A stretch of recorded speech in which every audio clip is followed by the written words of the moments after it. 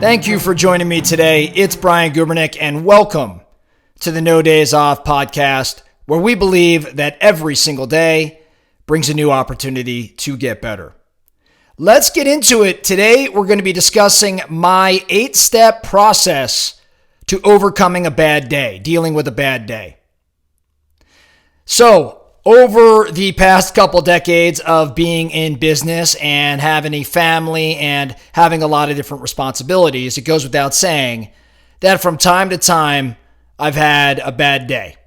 I think we've all had rough and or bad days from time to time. And having had that experience multiple times over, I had to develop a system, or I should say a model, when I recognized I was having a bad day, a model for how I was going to go about changing that around, overcoming that, and making certain that that bad day in particular didn't spill into the next day and beyond.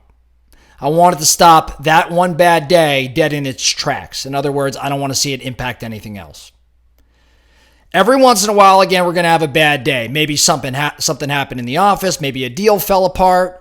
Maybe we had some sort of argument or debate. Maybe things just didn't go our way. Maybe we just weren't feeling on, like we just were off, and stress was high, anxiety was high. These things happen. If you play the game long enough, it's going to happen multiple times over. So I came up with what I believe to be my 8 steps that I, put into play whenever I know I have a bad day or have just had a bad day. Okay?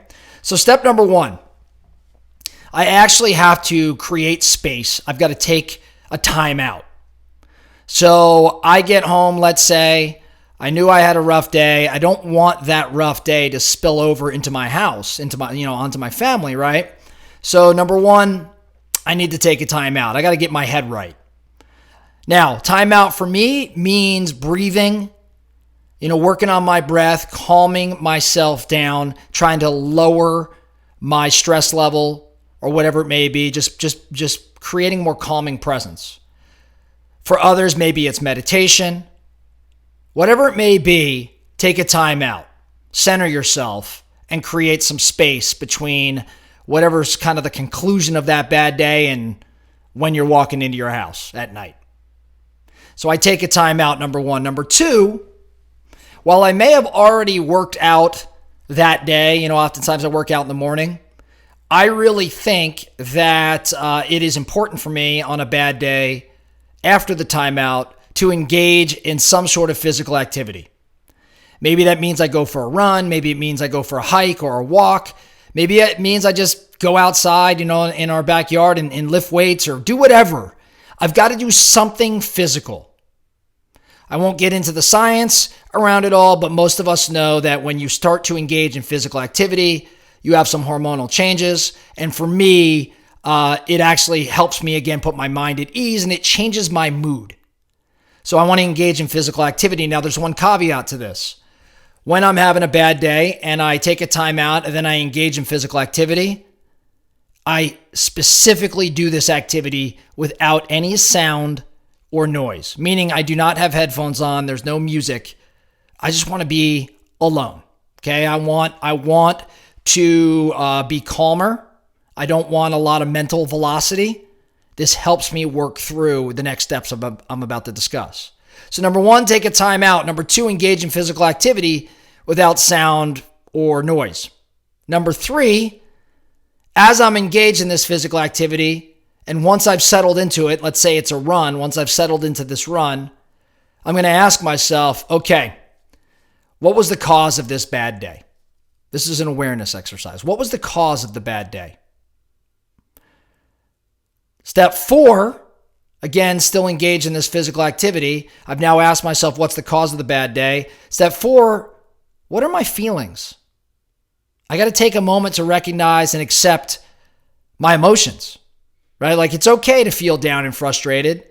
And I want to acknowledge these feelings because for me, it's the first step in addressing them and kind of turning the tide here a little bit, right? So I want to take a time out, create space. I want to engage in physical activity. I want to address, what the cause of the bad day is. I want to ask myself that question. And then I want to tackle, or think around, what are my feelings? Number 5, I ask myself this question: what am I going to do differently tomorrow? What am I going to do differently tomorrow such that tomorrow's a great day? Now, my focus here has got to be around what I can control. So when I think, what am I going to do differently tomorrow? It's specifically around the things I can control. Okay, number 6, the physical activity has now ended, right? So I'm no longer, let's say, running. I'm no longer assessing what's the bad day on that run or how do I feel in that last question. What am I going to do differently tomorrow? Now the physical activity is over and it's time for number 6. Number 6 for me is organize tomorrow today. So plan for tomorrow. For me, that means going through my to-do list and identifying the 3 things that are most important. That's how I typically plan for my next day. In addition to reviewing my calendar and whatnot, I want to figure out what are the 3 things that are most important and what is the one thing I gotta complete no matter what. So I'm planning for tomorrow right now. Number 7, in response to having a bad day, the 7th step in turning this thing around is I got to do something I enjoy that helps me unwind.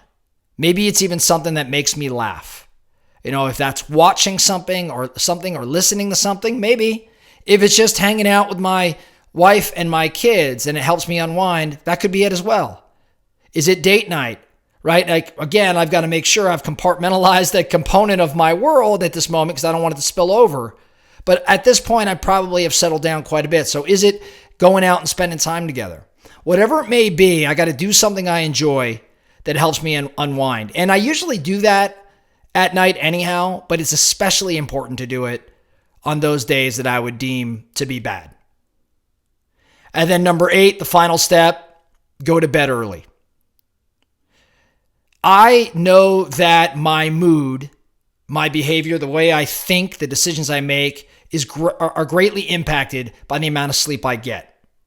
And so when I have a bad day, I want to go to bed early and maximize my sleep so that tomorrow I could address these things a little bit differently and create a great day.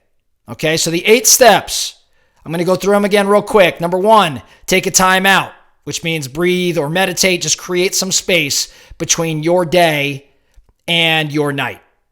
Number 2, I engage in physical activity without sound.